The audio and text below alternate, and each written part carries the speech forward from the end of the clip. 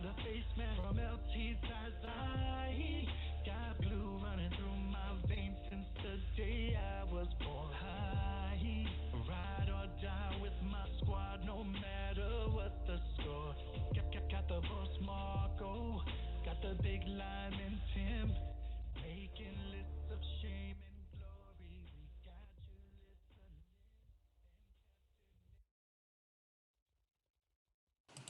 listening. What is going on? What is going on, everyone? A little impromptu mid-afternoon, I guess, drive, New York Giants chat, whatever you want to call it. My name is Marco. I'm your host today for the Bleedbigblue podcast. I keep hearing you guys, I want more content. I want more content. I want more content. Well, here we are. We're in the afternoon. We're live. I got my boy JP on the phone with me. And I'm hoping that my microphone is turned on because that would be a nice 3 minutes of me saying nothing to the air, which we're known for. Let's see. JP, you there? I'm here, Marco. How you doing? I think this is a show. Testing, 1, 2, 3. How you doing? You're cutting out a little bit, but I can hear you. Am I cutting out a little bit, huh? What a surprise. Yeah, a little every other word. Every other word. Now you're better. Now I'm better. All right. So we are live. We are up on Facebook, YouTube, Twitter, and Twitch. And let's see. People are already in the chat, so that's all over the airway. All right. So what's been going on with OTA so far? You like? Well, see, you're seeing a lot of mixed reports. I think that's that's the takeaway for me today. I am gonna 100% agree with you. It's hard to know what to believe. Daniel Jones dropping dimes? Yeah, I think that's. Or is he missing all the time? What's going on? Yeah. I think that's the hardest part about it is you see some of the reporters, and I know you got some of them that are just very biased on one way or the other. I mean, I love New York Giants football, but you got some of these reporters where you never really know what's going on according to them because they're either homers or they hate the team. And I think it's pretty obvious in most of their tweets. So I don't know. I think the takeaway for me is from the OTAs in general, from the rookie camp in general, he's got a better arm than we thought he did. And we're just going to have to see what happens, if he can make those tight window throws that he's going to have to make in the NFL. But I heard he had a couple good throws today. He had obviously that one that was pretty bad that people were saying would have been a pick. And then he has some wheels, which, I mean, you might not get excited about that, but that's exciting to me, man. Have a quarterback that can actually get out of the pocket and pick up a first down every once in a while. That's freaking exciting. I completely agree with you. But I don't know. It's what I'm seeing is that multiple Giants reporters are saying that the best looking quarterback so far in OTAs has been Alex Tanney. So I don't know. It's difficult to gauge who you believe when it's multiple going out there. Jordan Renan. Yeah, I mean, who else said that? Was it? I know I saw Jordan said that, and I know coming into last year specifically, I remember Jordan and I had a kind of a back and forth on Twitter. He's not the biggest Eli fan. A lot of people feel like Eli should have been done 2 years ago, let alone last year. So him coming back this year, I feel like it's just kind of the resurgence of the media going after him. And don't get me wrong, Marco, I'm well aware Eli's on his last leg. I would love for him to come out and have a resurgence and drive this team to the playoffs, but I'm a realist as well, and I'm not going to sit here and pretend that's a reality. It kind of feels like, realistically, if there was an open camp, Daniel Jones could beat out Eli, and I just don't think that's a reality. I think that Eli's starting week 1. I think that Tanny looking good in OTAs means absolutely nothing. I would venture to say that Tanny's probably going to get cut, and they'll keep Luletta. I mean, why would you keep Tanny? He has no future. Luletta was a third-round pick last year. You want to get at least some value for him. I mean, let's say that he has a good preseason. Maybe you can get a fifth-round pick for the guy, from a team that needs a backup. I mean, you got to play smart. You can't just say, Alex Tanny, who's been a journeyman for how many seasons? It's like 8 or 9. and he had some trick plays a couple of years ago. I mean, he's never done anything. So I don't take a lot of stock in them saying Tanny is anything special in OTAs. He may have a couple of good throws, but at the end of the day, Jones was starting with the 3s today. He ended up with the 2s. That's a good sign to me. I think Luletta is going to be the odds man out. I think it's going to be... You do? Yeah. I think he's going to get cut. When you consider that you got a 5th-round pick for Snacks, granted he had a big contract, but you still got a 5th-round pick for Snacks. You drafted Daniel Jones at 2. You picked up a quarterback off the free agent list. What happened? Oh, yeah, sorry. Jones at 6. You picked up a... Oh, my God. Look at that slip. Because you know I wanted the quarterback at 2. That's what happened.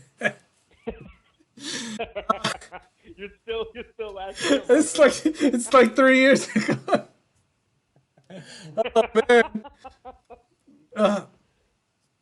We picked up the quarterback from Syracuse who's playing as tight end, but he might be thrown in the mix. He might make the team as a tight end, but be put in some weird packages where they might do some things in like practices in camp where he would be useful as an arm. And yeah, like Hill out of New Orleans. Right. So I think Luletta's out. It's not like the kid's lighting it up, Luletta. He got a shot. He didn't look too hot. Some off the field stuff with a little bit of reckless driving. Not crazy, but Well, still, it's the New York Giants, man. I mean, you could smoke weed in 5th grade, and they're gonna say they won't draft you. They're very old school with their approach with character, and it just is what it is. I mean, I can understand though, as a coach, take away the fact that he was speeding and got in trouble. You have a quarterback that you're drafting to be the franchise quarterback, and Eli Manning has been kind of the catalyst for what you're looking for. I mean, come on, the guy's showing up late to practices. He's right. The first one in the building.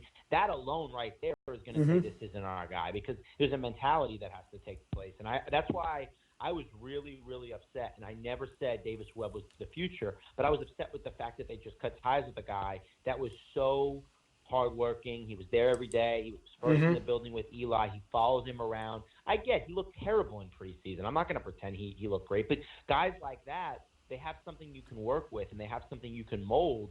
Keep the guy on the roster. I mean, who cares? I mean, obviously no one's going crazy for him. He's on the practice squad for the Jets, but it never made sense to me. So that's 2 years in a row now. We wasted a 3rd-round pick on a quarterback. So if we cut Luletta, I mean, I think that would be all our 3rd-round picks gone from every Jerry Reese draft, and then that would be the first draft for Gettleman. And now if Sam Beal, I mean, I'm hearing stuff that he's getting burnt on deep routes. So that's a 3rd-round pick. Would that be wasted too?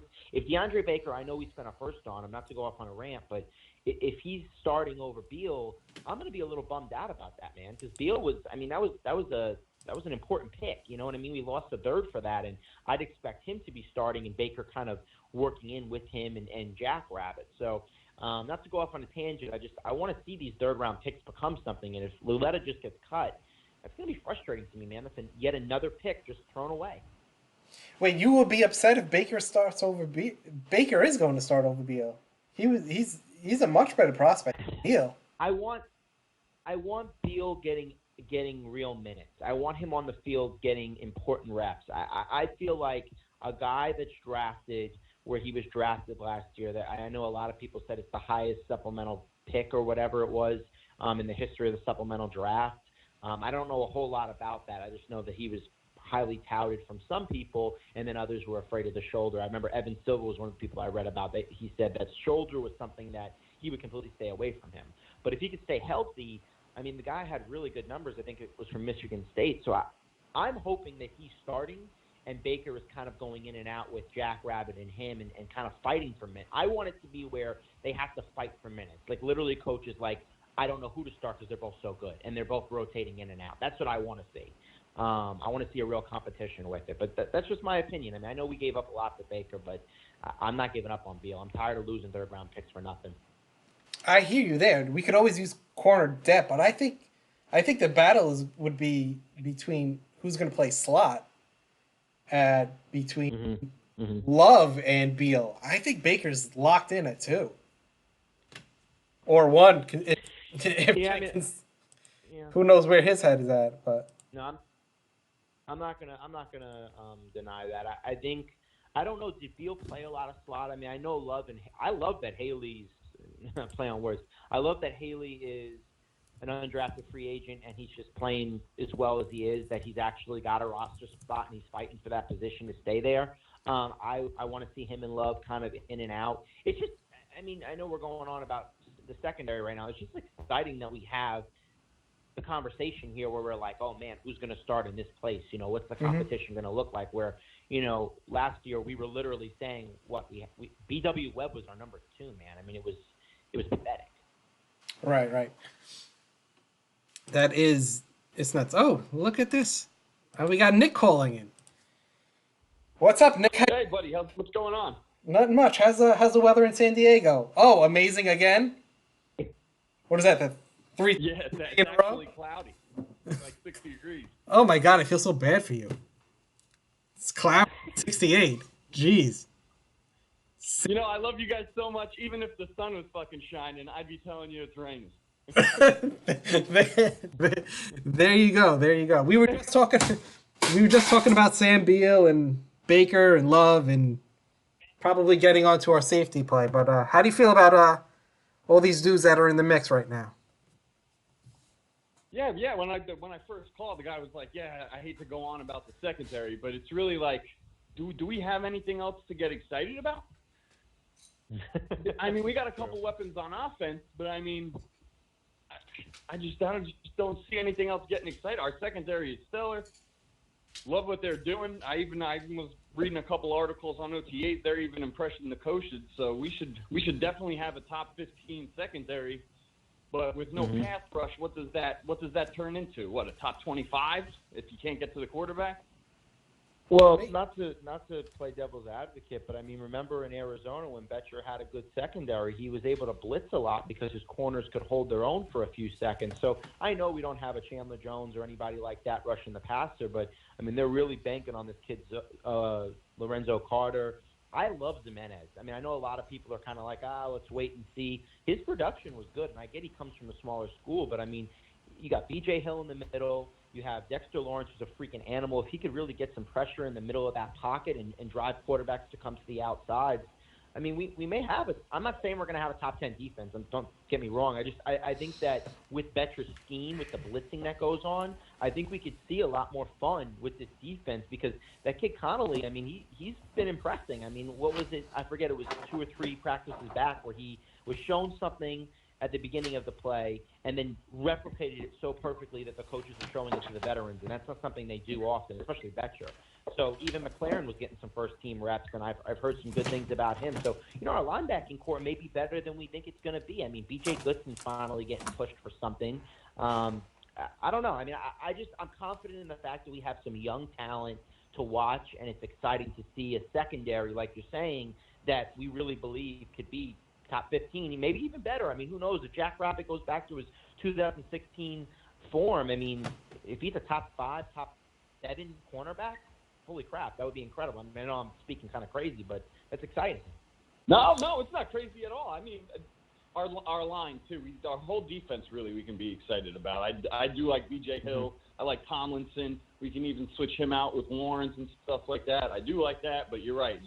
Our ends, we definitely. I mean, if our linebackers can step up, I am excited. But the that went through the last 3 years. I mean, granted, we don't have a terrible core. It's just not one to be like, oh, this is going to make our secondary better because we have these schemes of blitzing and stuff like that. That's the only reason why I'm saying our could be top 10, 15 secondary. What does that translate into with very little pass rush? You know what I mean?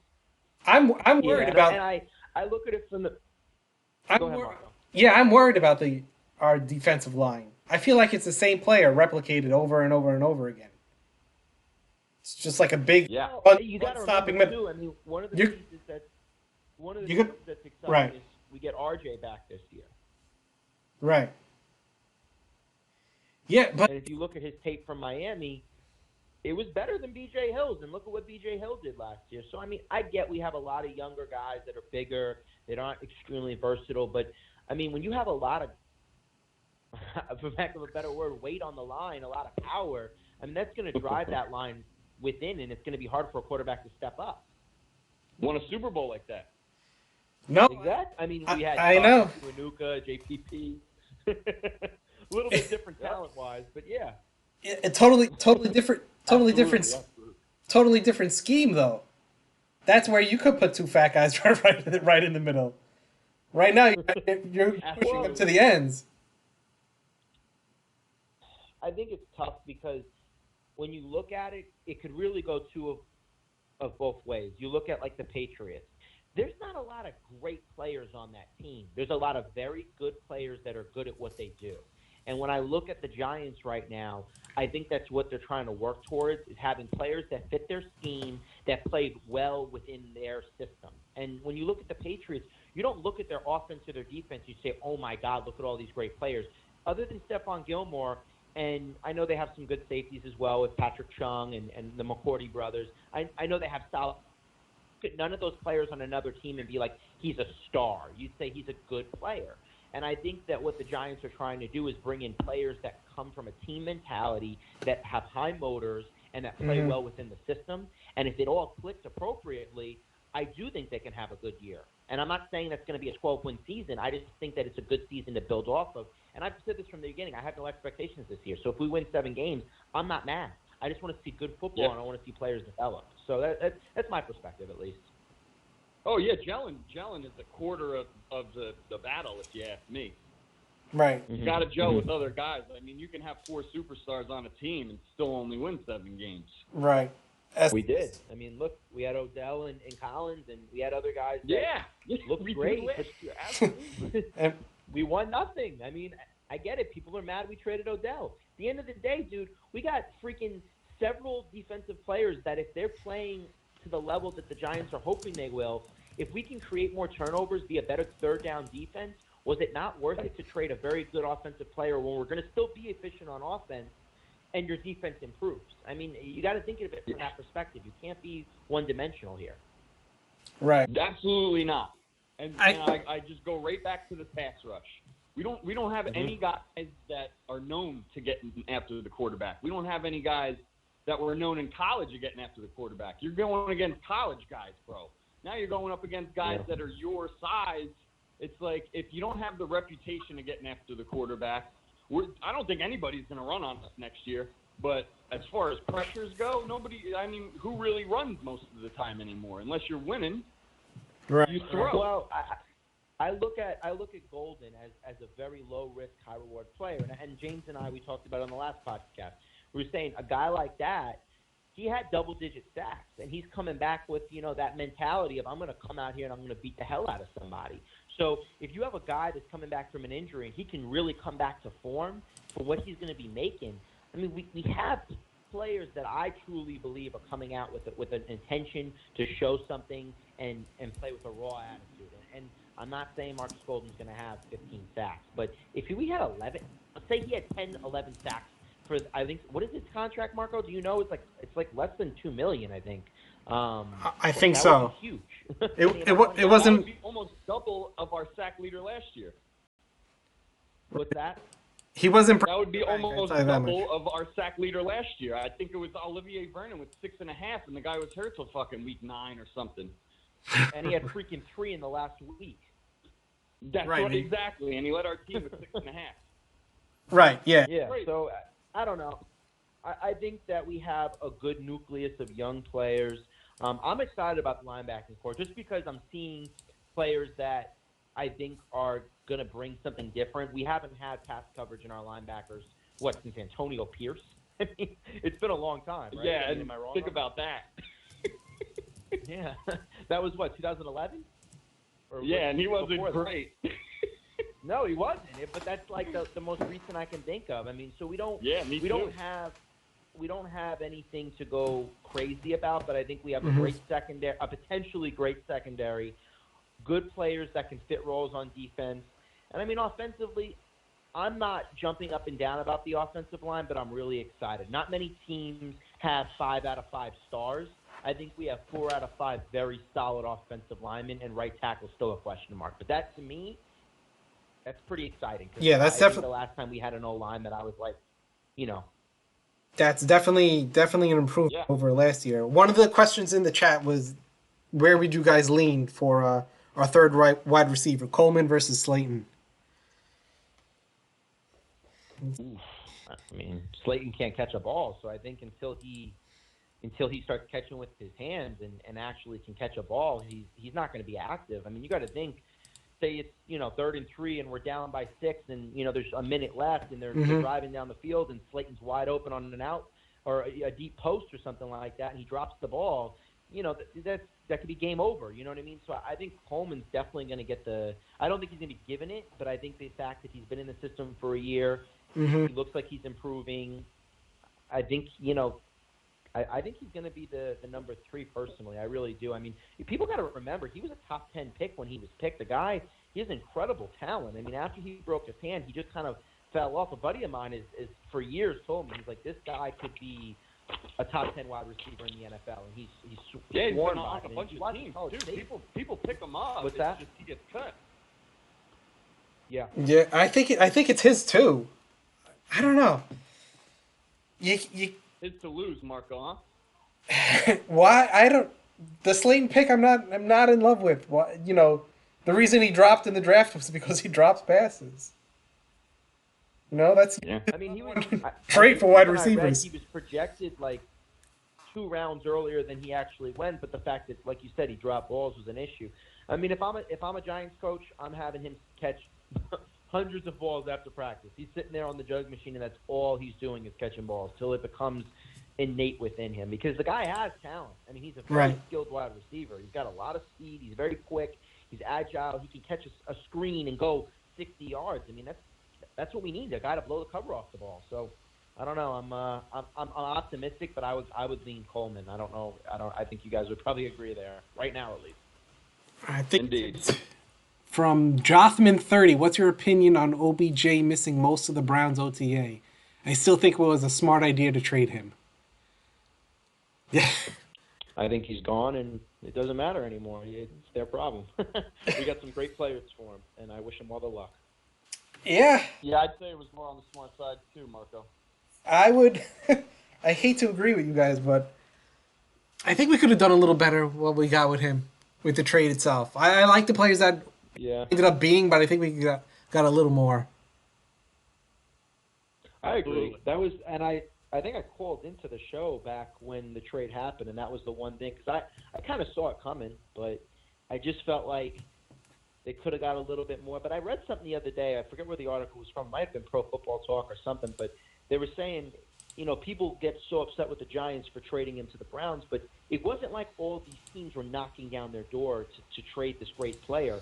I mean, reality says the freaking San Francisco 49ers weren't even willing to trade 6 for 2 with Odell. So they weren't willing to move back 4 spots with Odell in the trade when they already have their franchise left tackle, they have their quarterback, they have a very good nucleus of players on their defensive line. I mean, they have a good team. So the fact that they wouldn't move 4 spots for a player has got to say something about the fact that Odell may be a great teammate, he may be an incredible generational talent, but there's an issue there that people are seeing. And I got to be honest, I love Odell. I was genuinely depressed when he was traded. But yeah, he's about himself. There's players like Barkley that can win a game by themselves, but they're all about the team. And then there's players like Odell that can win a game all by themselves, but they're about themselves. And, until he changes, how many great wideouts have you saw? He can be. Last 20 years, how many great wideouts have you saw? And how many divas have you seen win a Super Bowl? I think the last one was Michael Irvin. Probably, and he was not utilized like that because they had such a great running game. Yeah. When you bring that much stuff to the locker room, it's a distraction, man. I didn't believe it at first. I was like, man, talent is talent on the field, but wow, distractions really fuck you up. I mean, look at this. So this is my perspective about it, and then I think we could just move on because Odell's not a Giant anymore. Who cares? Right. Look at the Browns. He's talking about legacy, dynasty, winning Super Bowls, greatness. but the guy's not even at freaking OTAs. And it's like, this is my perspective. If you don't want to get talked about, shut up and stop talking. So you have people that are always going to change what you say and build a narrative on it. You want to build a dynasty, be with your freaking new team. Be with your quarterback before and after every single practice. Talk about the playbook with your coach. Understand what schemes he's trying to develop and help him bring more versatility to that scheme. And that's my perspective. Great players, they live and eat it. And I feel like Odell, when he said a while back, I think it was 2 years ago, I'm not having fun playing football anymore, I think he meant it. And I think he genuinely feels that way. And I hope it changes for the guy. I hope he wins 3 Super Bowls in Cleveland. I hope the Cleveland Browns fan base gets what they deserve because they've been terrible for so long. But at the end of the day, we got some solid players. Jabril Peppers is going to plug right in. I think he'll be more versatile than Landon Collins, honestly, at this point. And maybe that's just because Collins never had the support at the other safety position. People can say what they want. I think we got good compensation, and at the end of the day, we just got to see what happens with it. But Odell is going to end up throwing a fit. I mean, he didn't like Eli. I mean, come on, you watch the games, you knew. Like, I'd sit there and be like, shit, man, you hate this guy. I can tell. Pat Shermer jumping up on the side saying throw to Odell. Back to that gelling point you were making before. But yeah, very true. Very true. You got to gel. You got to get that timing down. You got to get all that stuff down, man. Reps is the only way it's going to happen. I hear you. I totally hear you. But we did the podcast live when they drafted Barkley, and the moment they drafted him, I told James, I was like, say goodbye to Odell. Goodbye. Both of them aren't going to. Yes, it made him expensive. There's no way. Expendable. Yeah. And them not picking a quarterback didn't take them long, huh, Marco? No. Yeah. Well, they signed him to a contract. They did him right. At the end of the day, people could say what they want to say. They did Odell right. They paid him a shit ton of money. He went on those stupid freaking interview with Josina Anderson. And I'll be honest, I've defended Odell to the death. I hated James when I first met him because he was such a prick about it. But then he became, wise to the fact that James had a good reason why he didn't like him. James knows I love him. I'm just joking. But end of the day, he went on that interview. He bashed New York, and he says this was my way of trying to get the word out. Like, no, go sit down with the freaking owner. They just paid you $95 million. I mean, act like an adult here. So, it is what it is. He's gone. We went off on a tangent about it again. But Odell's a great guy, I'm sure. Great teammate. He's not a New York Giant anymore, so I don't care. Right. Yeah, Saquon's just a professional. Onto a Giant, and he really on the Beatler. How does he look? I'm hearing he's an animal. Oh, that's good. Yeah. Chris Bisignato from the Giant Insider said he shook his hand and he almost broke his hand when he shook it. So that's, I'm sorry that Chris's hand almost got broken, but that's exciting. I mean, the guy's almost breaking his hand. Yeah, that's exciting. Like last year, Will Hernandez, the second OTA in, they're like, Will Hernandez is starting fights with people. I was like, I fucking love this guy. Yeah, man. I'm all about, as a kid, you love the flashy players. As I've gotten older, I'm like, man, freaking give me a big freaking right tackle that's going to punch freaking DeMarcus Lawrence in the face. Like that gets me excited. Apparently that's one of the reasons why Snacks got traded, because the hustle was with Hernandez, correct? And they were pissed that I heard rumors of that. Yes. Yeah, they were pissed that happened. Yeah, I did hear that rumor. I think too. You got to think he only played 50% of the snaps. He didn't want to be a leader. He didn't want to be a captain. And at the end of the day, I will never talk bad about Snacks because I think Snacks is a phenomenal player. Correct. But what you're trying to do is you're trying to build around a team that's going to work together and is going to have the type of mentality that they want to be there. He's already sitting out of OTAs in Detroit. So they saw this coming. So they made it, once again, a great move by Gettleman. You can say you hate him. He got rid of Snacks. He got a good pick for him. He got what should have been a lunchbox for Eli Apple. He got a pick for him, which I think that turned into Julian Love, didn't it? Yeah. Pick for, yes. Fourth, right? Fourth? Or no, it was a fifth. He got a fifth. So what did he get? What was that pick? So the fifth round was that Slayton? Hold on. Yeah. Love, right? No, Love was Hold on. Maybe they used that pick to trade up for DeAndre Baker because I think they've used the fourth and a fifth. Well, we had 2 fifths, and yeah, we did trade one of them. Yeah, I don't know which one was which though. Yeah, I'm not entirely sure. So it may have been for Baker. So it went Jones, Lawrence, it went Jones, Lawrence, Baker, Jimenez, Love was a fourth, Connolly. It was either Connolly or Slayton. Connolly. Okay. So either way, I mean, we'll see what we get out of him, but I'm already happy with what he got in those trades. And a lot of people don't realize the Odell trade and the Olivier Vernon trade were the same thing.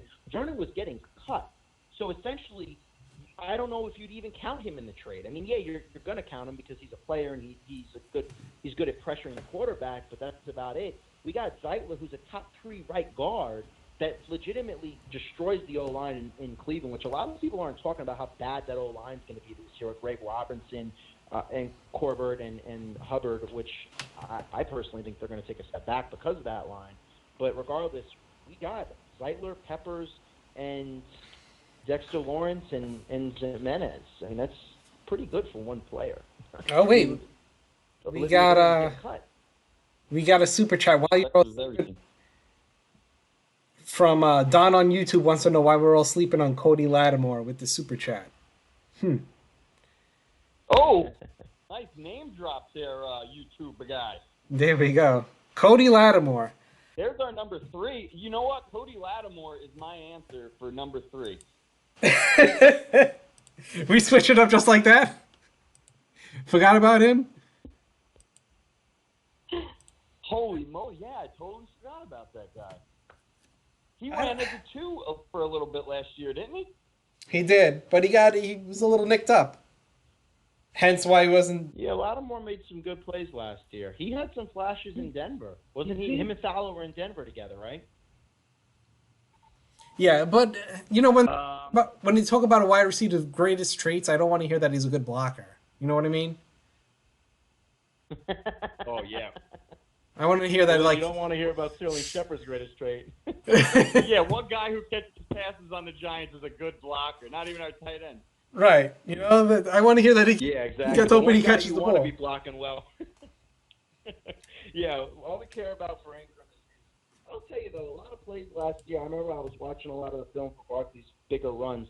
There was 3 specific plays I remember that Ingram was the main piece of the block up front that sprung Barkley. So people could say what they want to say. He may be not a phenomenal blocker, but he does his job, and he works hard and he does it well. So he's another one I'm excited to see this year. I think this year is going to be the year that you're going to either say it was worth picking him in the first round and not going after Ramczyk, who I'll always be angry that he's a New Orleans Saint, he's not a New York Giant, or you're going to say, all right, Ingram's a centerpiece of this offense, and hopefully they sign him to a reasonable deal if he does have a monster year before he's on the market and he's worth too much. Yeah, first year with a half a line too, at least. I know. Really, this is the first year in probably 8 years we've had a real line. Would you say maybe a little bit shorter than that, 7, 8 years?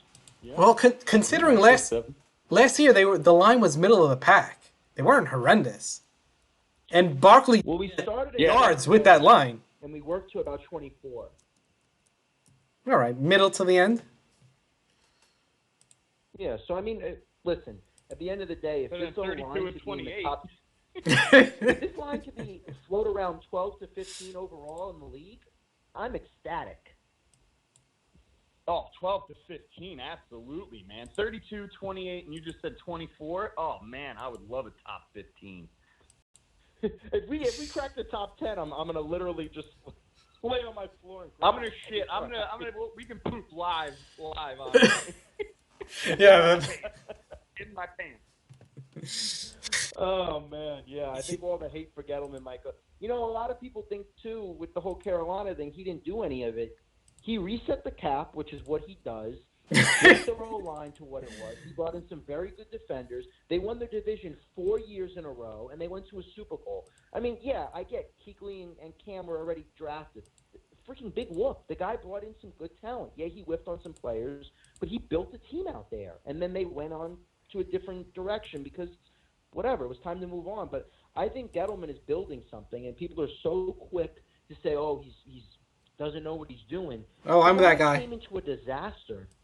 That's you. I'm that guy. Yeah, I don't think that at all. I think we're all in agreement on that one. I was telling Marco last time I called. I love everything they did in the draft except for the Jones thing. I think they might have been able to trade for Rosen and get a D end. We could have got Josh Allen. But everything else, I love what Gettleman did, man. I'm not bashing him at all. Thought we could have got a little bit more for Odell, like you guys touched on before. Let's not go back to that. But everything else, I'm on board.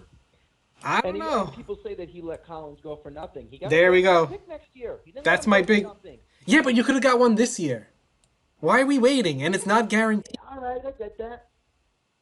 It is now. It's guaranteed. We're getting that third, but I get what you're saying. Why wait? But I think it really came down to the fact that they didn't know what they were going to do with the guy, and I get that. Maybe I know James would be screaming right now. That's stupid management. You don't know what you're doing, but maybe they legitimately were like, man, we really want to keep this guy. He loves this team. He plays hard. He's the heart of the defense, but he ended 2 years on the IR, and he was a liability in pass coverage. I mean, you could say what you want to say. Maybe he didn't have the right type of secondary around him.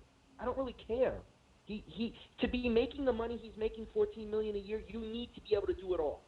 Period. There's no question. I don't want to hear anything. I want you to guard every tight end, every running back. I want you to make every freaking tackle. I want you to have 100-plus tackles, 4 interceptions, 4 forced fumbles. I want you to be a force on my defense. When he was the defensive player of the year, it got stolen from him. That's the type of production that a $14 million a year safety gets. Period. And it wasn't that. So we got a few. Not to go off on a rant, but few corrections. Evan Ingram has 2 years on his deal. And let's see. Does Barkley have an even better season this year with the new requirements on the O-line?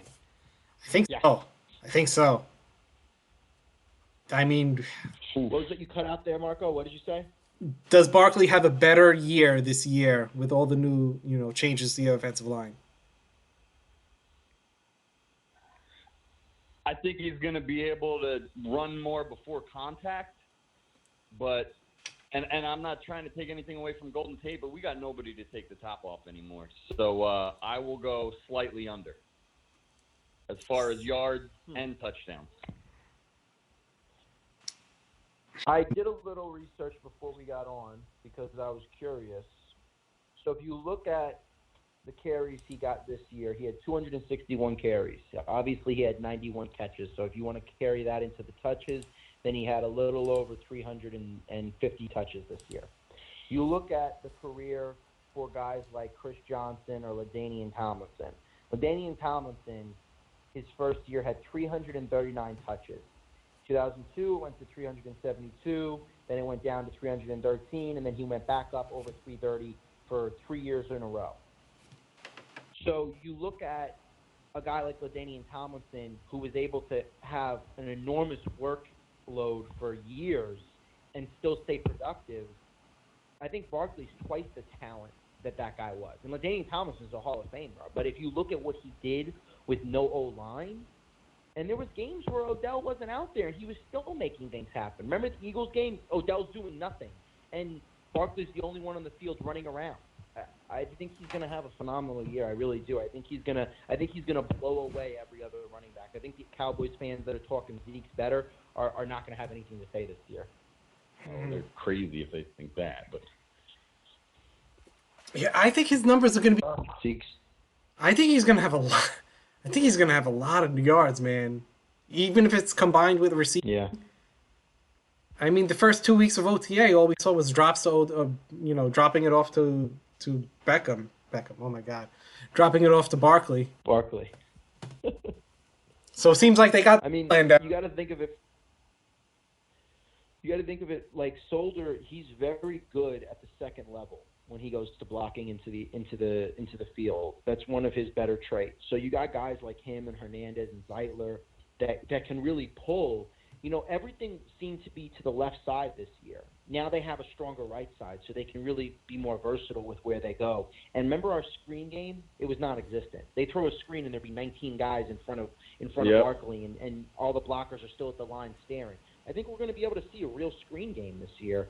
So I don't know, man. I'm believing Barkley's going to have another historic year. I really am, and that's not me just being a Giants fan. That's me looking at the team they have on paper. Marco, what do you have? 5 touchdowns receiving last year or 4? I gotta look it up. I don't remember off the top of my head. He had 6, I believe. He had was it 6? 16 touchdowns. I thought he had 10 rushing and 6 catching. 16 total, right? I'll tell you right now. I think that was it. Yeah, it was 16 total. Was it? He had 11. It's looking like he had 11 on the ground, and then maybe 5 in the air. So maybe you're right. Yes, yeah, maybe. He had 4 in the air, and he had 11 on the ground. I apologize. He had four in the air. Yeah. So, oh man. But you got to remember, one of those was from Odell. That's right. That's right. It's hard to say that guy can have a bad year on 330 touches. I mean, the guy only carried the ball 260 times. And the thing I love about You guys bring up good points. Play, it's like he's just watching everything happen before it happens. He envisions the play before it goes down, and it's like you saw that. I know everybody saw that clip of him coaching the O-line in the Redskins game, telling them to pull, and then the next play they go out there and he scores a freaking touchdown. It's like the guy envisions everything that's going to happen, and he sees it in slow motion. So when he gets on the field, he's already prepared for what's going to happen, what guy's coming at him, what way he's going to go, what way he's going to spin. It's just, I don't know, man. It's incredible to watch. I really see something special for this year with this guy. It's exciting. I mean, he's a giant, hopefully forever. This guy had 736 yards on the ground after contact and 195 after contact. Imagine if he can get to that second level without being touched. Yeah. You guys are bringing up such good points. I might have to retract again. Think about it like this. Look at James Conner, look at Le'Veon Bell, and look at Zeke Elliott. Look at Todd Gurley. All those guys are 4 or 5 yards down the field before anyone even touches them because their blockers are getting such good space for them. If Barkley was getting that, put Barkley behind Dallas' O-line. Put him in Pittsburgh. Show him in a team where, look at Nick Chubb, that huge run he had in the beginning of the year. Everyone's like, oh, my God, he's twice the running back that Barkley is. They have lines that are creating space for these guys to get 4 or 5 yards down the field before anyone can even get to them. If Barkley wasn't having to dodge 2 guys in the backfield and then still get 10 yards, those 10-yard runs are 15, 30, 45-yard runs. It just changes the course of the game. It changes the way he runs. It makes him have to do less in the backfield, and then he can exert more energy in the open field. I'm telling you guys, this guy, if this O-line stands up, we're going to see a great year from him. I hate to stroke you a little bit, dude, but the top 10 running backs last year in yards after contact all had top 15 offensive line. Say that again. I'm sorry. Someone's phone. The top 10 running backs, yards after contact last year, all had top 15 offensive lines, except for 9 was Joe Mixon, and the Bengals line sucked. Mm-hmm. Yeah, and Joe Mixon is a similar back to how Barkley runs. He's very elusive. He's very good between the tackles. I'm a big fan of Joe Mixon. I think he's going to have a great year as well. But yeah, that just proves the point of what you just said. I mean, Barkley didn't have an O-line to really create. Can someone mute their line? What's up? What's up? Barkley. Someone's phone's ringing in the house. I think that was me. I was trying to mute my line. Oh, all right. So you're getting another call, Marco. Yeah. But yeah, I think that Barkley, with the O-line he has now, if they could really create some space for him before he has to actually get past the line of scrimmage, I think it's going to change the game for a lot of things. And it's going to force teams to play smarter. I mean, if they're stacking the box constantly, we're going to have to make them pay for that. But Barkley showed, I think there was a 2% difference. Look it up, Marco. I don't want to be misquoted, but I think there was a 2% difference between Ezekiel Elliott with stack boxes and Saquon Barkley. So people talk about Zeke had more stack boxes. He had a top 10 line, and Barkley did more than he did. So, come on. I mean, let's look at the facts before we say, people talk about how Barkley, just got a bunch of dump-offs and he was one big run every game. What the guy did was incredible. I'm looking that up now. Yeah, it was 1.68.